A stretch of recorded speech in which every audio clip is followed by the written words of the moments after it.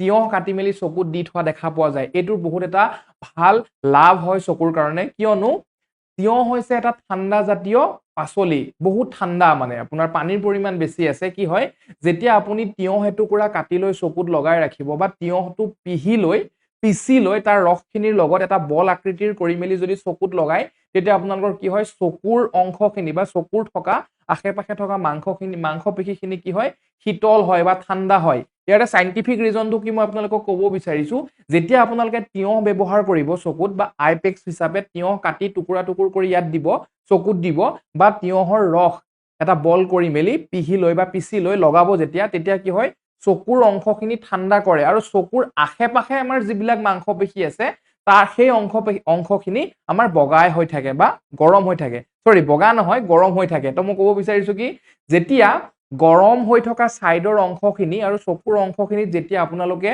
তিয়হ দিয়াৰ পিছত ঠাণ্ডা হৈ যায় গৰম আৰু ঠাণ্ডাৰ দুটা পৰিবেশৰ সৃষ্টি হয় আৰু সেই গৰম আৰু ঠাণ্ডাৰ পৰিবেশটো যেতিয়া সৃষ্টি হয় তাত ভাল ব্লাড সাৰ্কুলেশন হয় মানে তেজৰ সঞ্চালনটো ভাল হয় মানে আপোনালোকৰ চকুৰ মাংসপেশী বা চকুলৈ যোৱা যিবিলাক আমাৰ হীৰা ধমনী আছে সেইবিলাকৰ থ্ৰুত ব্লাডৰ বা তেজৰ সঞ্চালনটো ভাল হয় সেইটো কাৰণে আমাৰ চকুৰ কাৰণে বহুত ভাল আইপেক্স লগোৱাটো সাধাৰণতে তিয়হ বা আপোনালোকে বেলেগ ঠাণ্ডা পাচলি ব্যৱহাৰ কৰিব পাৰে যেনে জাতিলাও ব্যৱহাৰ কৰিব পাৰে বা কোমোৰাও ব্যৱহাৰ কৰিব পাৰে তো মই প্ৰথম ক'লো সানগেজিং দ্বিতীয়ত ক'লো মই আইপেক্স তৃতীয়ত মই ক'ব বিচাৰিছো আপোনালোকে ৰাতি শোৱাৰ আগত এটা সময় বান্ধি ল'ব যে শোৱাৰ 1 ঘণ্টা বা 1.5 ঘণ্টাৰ আগত এক্স্যাক্টলি আপোনালোকে মোবাইল নাচাব বা ল্যাপটপ নাচাব বা টিভিৰ স্ক্ৰিনখন নাচাব কাৰণ টিভিৰ স্ক্ৰিনখন ল্যাপটপ বা আপোনালোকে মোবাইল চাই থাকিলে কি হয় আপোনালোকৰ চকুৰ কাৰণে বহুত বেছি ক্ষতিকাৰক তাৰ পৰা যেটো ব্লু কালাৰ লাইট ওলাই সেই ব্লু কালাৰ লাইটটো চকুৰ কাৰণে বহুত বেছি ক্ষতিকাৰক আৰু যদি আপোনালোকে বহুত বেছি সময় শোৱাৰ আগত মোবাইল বা ল্যাপটপ বা টিভি স্ক্ৰিন চাই তেতিয়া আপোনালোকৰ পাৱাৰটো কেতিয়াও নকমে বৰঞ্চ বাঢ়িহে গৈ থাকিব আৰু এটা কথা মোস্ট ইম্পৰ্টেন্ট মই ক'বলৈ বিচাৰিছো যে ত্ৰাতক ক্ৰিয়া TRATAK ত্ৰাতক ক্ৰিয়া এইটো আয়ুৰ্বেদিক শাস্ত্ৰত এটা ইয়াৰ ওপৰত এটা ডাঙৰ চেপ্টাৰে আছে আয়ুৰ্বেদিক শাস্ত্ৰৰ মতে বা আয়ুৰ্বেদিক শাস্ত্ৰৰ মতেই নহয় আমি সকলোৱে জনাটো উচিত যে চকুৰ কাৰণে এটা বিৰাট ভাল এক্সাৰসাইজ বুলি কম ত্ৰাতক ক্ৰিয়া এইটোত আপোনালোকে কি কৰিব লাগিব আপোনালোকে এটা কোঠালিত বহি ল'ব লাগিব বা এটা আপোনালোকে কোঠাত বহি ল'ব লাগিব যেনেকৈ কমফৰ্টেবল হয় আপোনালোকে তেনেকৈ বহি ল'ব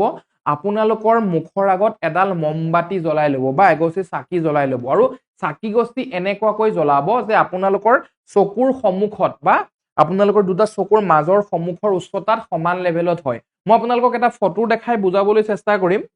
সেইটো যদি আপোনালোকে বুজি নাপায় মই মুখেৰে ক'লে যদি বুজি নাপায় মই আপোনালোকক চেষ্টা কৰিম এটা ফটোৰ আকাৰে বুজাবৰ কাৰণে চাব এইটো এই বস্তুটো আপোনালোকে মন কৰক ইয়ালৈ মন কৰক মই এবাৰ দেখাব বিচাৰিছো ভালকে আপোনালোকে এটা কমফৰ্টেবল পজিশনত বহি ল'ব কমফৰ্টেবল পজিশনত বহাৰ পিছত আপোনালোকে কি কৰিব এই চকুৰ এডাল শিখা দেখিছো আমি চাব এডাল মমবাতি আছে মমবাতিডালৰ উচ্চতা এনেকুৱা হ'ব লাগিব আপোনালোকৰ চকুৰ উচ্চতাৰ সমানত ল'ব লাগিব মানে ঠিক আছে মমবাতিডাল এনেকুৱা এটা লেভেলত ল'ব লাগিব যে আপোনালোকৰ চকুৰ মধ্যম অংশত আহে তো এনেকুৱা এটা পজিশনত বহি লৈ আপোনালোকে এই ত্ৰাতক ক্ৰিয়াটো কৰিব লাগিব ত্ৰাতক ক্ৰিয়াটো কেনেকৈ কৰিব লাগিব মই কৈ আছো আপোনালোকে যেতিয়া চকুৰ সন্মুখত এডাল মমবাতি বা এগছি চাকি জ্বলাইছে আপোনালোকে সেই মমবাতিডাল বা সেই চাকি গছিলে একেথৰে চাই থাকিব লাগিব আৰু এনেকুৱাকৈ চাব যে আপোনালোকৰ চকুৰ পৰা পানী ওলাই গৈছে আৰু চেষ্টা কৰিব চকু ব্লিংক নকৰিবলৈ মানে চকু নিটিপিওৱাকে সেই প্ৰচেছটো কৰিবলৈ চেষ্টা কৰিব যদি আপোনালোকে বাৰে বাৰে চকুকিটা টিপিয়াই থাকে ইমান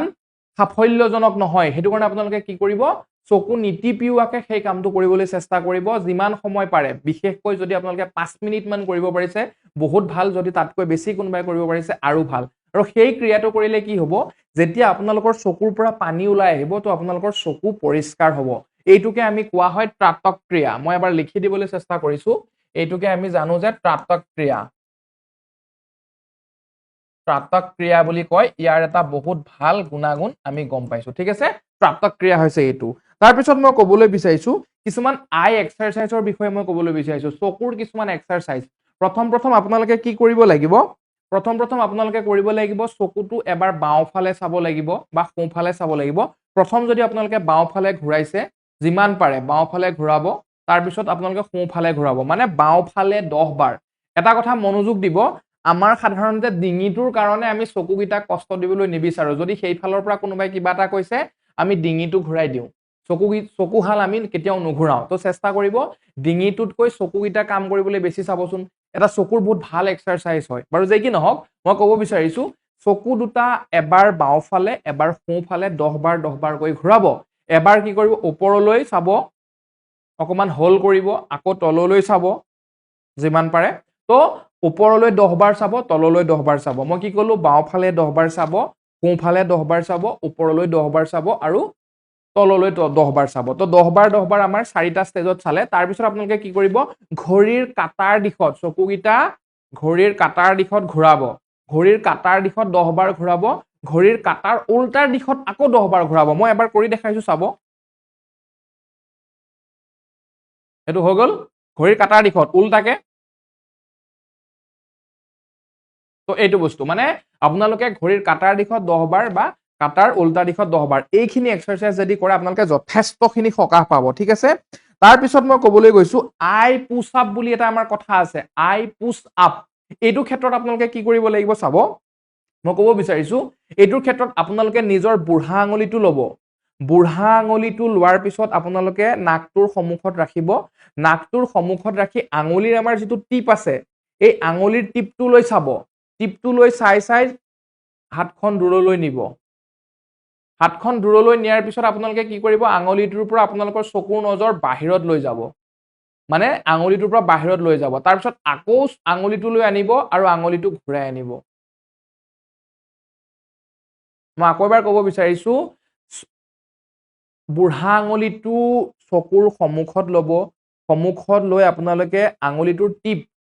আঙুলিটোৰ ওপৰৰ অংশত চাব আৰু চাই আঙুলিটো পিছলৈ নিব পিছলৈ নিয়াৰ পিছত এটা যিমানখিনি লাগে পিছলৈ নিব পাৰে তাত ৰখাব ৰখাই লৈ আপোনালোকে কি কৰিব চকুৰ নজৰ আঙুলিটোৰ টিপৰ পৰা বাহিৰত লৈ যাব বাহিৰৰ মানে পিছফালে যিয়ে নাথাকক সেইটো বস্তু চাব আকৌ চকুটো আঙুলিটোৰ টিপৰ ওপৰত আনিব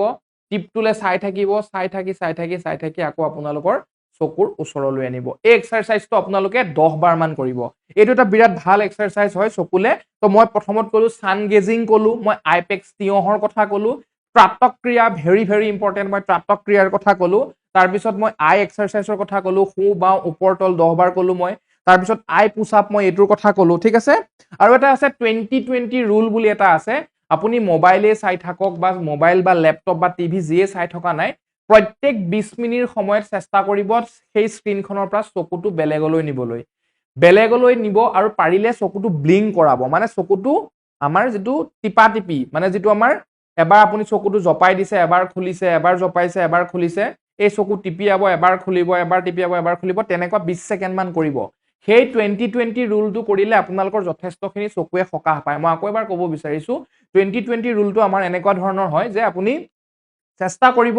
যিমানখিনি পাৰে চেষ্টা কৰিব 20 মিনিট বা 30 মিনিট সাধাৰণতে 20 মিনিট বুলিয়ে কোৱা যায় 20 মিনিট মোবাইল বা ল্যাপটপৰ স্ক্ৰিনখন চাই আছে বা একেথৰে পঢ়ি আছে তাৰ পিছত আপোনালোকে 20 সেকেন্ডৰ কাৰণে চকুকেইটাক অকমান ৰেষ্ট দিব আৰাম দিব সেই কামটো কৰিলে আপোনালোকে যথেষ্টখিনি সকাহ পাব মই তেওঁলোকক আৰু কিছুমান বস্তু দেখাব বিচাৰিছো চাব ফটোৰ আকাৰে এইটো ত্ৰাটক ক্ৰিয়াৰ এই ফটোটো আপোনালোকে চাব মই দেখাই দিছো ত্ৰাটক ক্ৰিয়া আপোনালোকে এনেকুৱা এটা মানে কমফৰ্টেবল পজিশনত বহি ল'ব ধুনীয়াকৈ বহি ল'ব আপোনালোকে যদি ৰাতি আন্ধাৰ এটা কোঠালিত ল'ব পাৰে এটা যদি আন্ধাৰ কোঠা হ'ব পাৰে বহুত বেছি ভাল কিন্তু আন্ধাৰ নহলেও আপোনালোকে এনেকৈ বহি ল'ব আপোনালোকে মমবাতি বা চাকি এগছ জ্বলাই ল'ব সন্মুখত ৰখাই ল'ব আৰু আপোনালোকৰ এই চাকিৰ শিখাটো আৰু চকুৰ যিটো ডিসটেন্স এইটো সমানত ল'ব কিন্তু এনেকুৱা নহয় যে আপোনাৰ চাকিটো তলত আছে এইটো কিন্তু ভুল চাকিটোৰ তলত নল'ব ঠিক আছে আপোনালোকে চেষ্টা কৰিব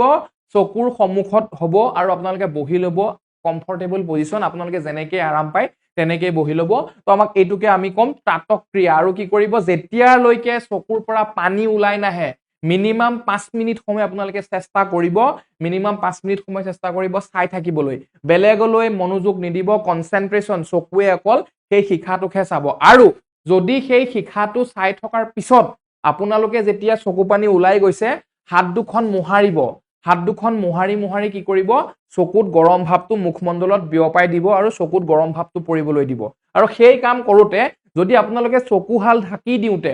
হাত দুখন ধৰি লওক মানি লওক আপোনালোকে 5 মিনিট ত্ৰাটক ক্ৰিয়া কৰি আছিল চকুৰে চাই আছিল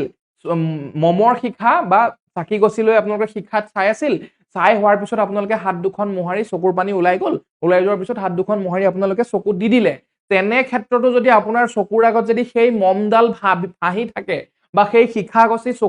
চকু মুদাৰ পিছতো যদি ভাহি থাকে, আপোনালোকে সেই মমডালৰ কথাই আৰু ভাবি থাকিব। যেতিয়ালৈকে আপোনালোকৰ মাথাৰ পৰা বা ব্ৰেইনৰ পৰা বা মনৰ পৰা সেই মমবাতি বা শিখাডালৰ কথা ওলাই গুচি যোৱা নাই, তেতিয়ালৈকে ভাবি থাকিব। আৰু এইটো এটা বহুত গুৰুত্বপূৰ্ণ আয়ুৰ্বেদিক শাস্ত্ৰত ইয়াৰ বিষয়ে এটা চেপ্টাৰে আছে, চকুৰ কাৰণে বিৰাট ভাল। ত্ৰাটক ক্ৰিয়া, মই আকৌ এবাৰ লিখি দিছো, ত্ৰাটক ক্ৰিয়া বহুত এটা ভাল বস্তু। আপোনালোকে ইউটিউবত আকৌ এবাৰ চাব পাৰে ইয়াৰ কথা। আৰু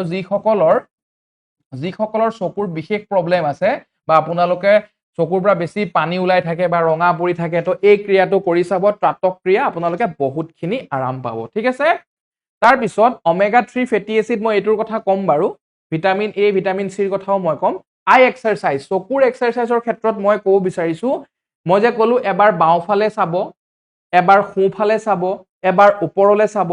এবাৰ তললৈ চাব। ঠিক আছে। এবাৰ বাওঁ সোঁফালে চাব, এবাৰ তললৈ ওপৰলৈ চাব,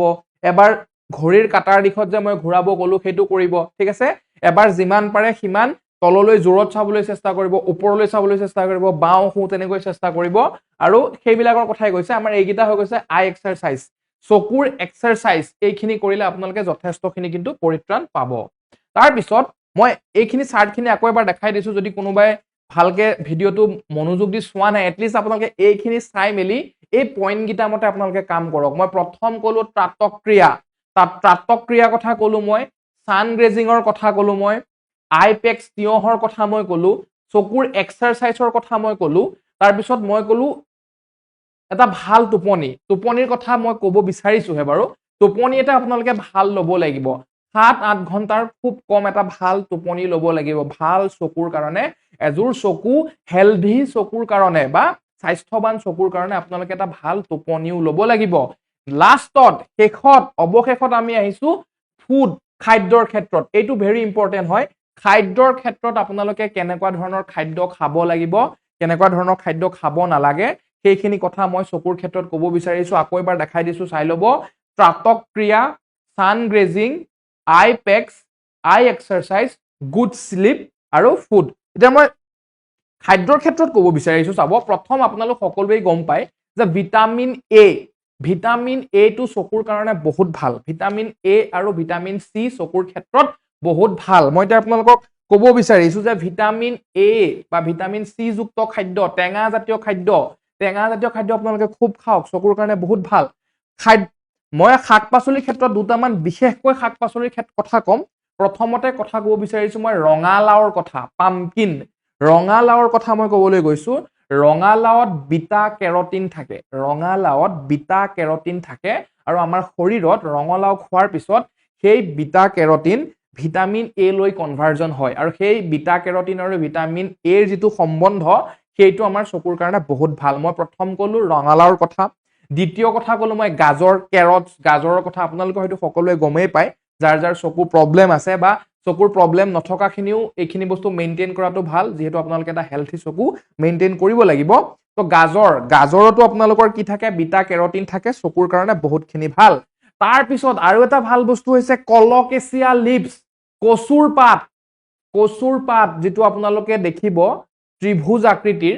এটা মানে লাভ চাইনৰ নিচিনা যিটো আমাৰ পোৱা যায়, হাৰ্ট শেপৰ যিটো কলকেচিয়া বা কচুৰ পাত কচু, গুটি কচুটোৰ কথা মই কোৱা নাই, পাত কচুটো স্বাস্থ্যৰ কাৰণে, চকুৰ স্বাস্থ্যৰ কাৰণে বহুত বেছি ভাল। কচুৰ পাত আপোনালোকে খাব। আৰু কচুৰ পাতত কি থাকে, এন্টি অক্সিডেন্ট থাকে, আৰু লিউটেইন আৰু জিয়াক্সেন্থিন নামৰ দুবিধ কেমিকেল মানে ৰাসায়নিক পদাৰ্থ থাকে। মই আকৌ কৈছো, কচুত কি থাকে, আপোনালোকৰ এন্টি অক্সিডেন্ট থাকে। কচুৰ পাত, কলকেচিয়াৰ পাতত এন্টি অক্সিডেন্ট থাকে, আৰু লিউটেইন আৰু জিয়াজেন্থিন নামৰ দুবিধ কেমিকেল আৰু ৰাসায়নিক পদাৰ্থ থাকে, যি আমাৰ চকুৰ কাৰণে যথেষ্টখিনি ভাল। আপোনালোকে যিখিনি চকুৰ প্ৰব্লেম আছে খাব মানে। তাৰপিছত মই ক'ব বিচাৰিছো সাজানা বা ছজিনা গছৰ ছজিনাডালো খাব পাৰে বা পাত, বহুতেই ভাল হয়। ভিটামিন এ, ভিটামিন চি আৰু জিংক, এই তিনিটা বস্তুৱে থাকে। ভিটামিন এ, ভিটামিন চি আৰু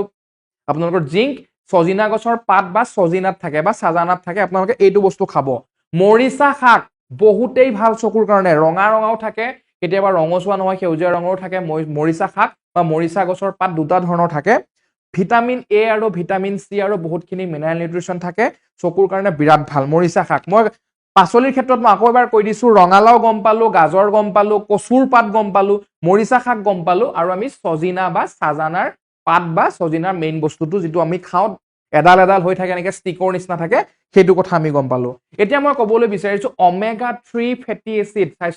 চকুৰ স্বাস্থ্যৰ কাৰণে বিশেষকৈ বহুত ভাল আৰু এইটো ক'ত পোৱা যাব মাছত পোৱা যাব ওমেগা 3 ফেটি এচিড মাছত পোৱা যাব মাছত কড লিভাৰ অইলো পোৱা যায় আৰু এই দুটা বস্তু চকুৰ কাৰণে বিৰাট ভাল মাছ খাবই খাব বিশেষকৈ লোকেল মাছ শিঙি মাগুৰ গৰৈ কাৱৈ এইবিলাক মাছ আপোনালোকে বেছি খাব বহুত বেছি ধৰণৰ ওমেগা 3 ফেটি এচিড পোৱা যায় সাগৰীয় মাছতো পোৱা যায় বহুতখিনি কিন্তু সাগৰীয় মাছটো আমাৰ ইয়াত পাবলৈ নাই যিহেতু আৰু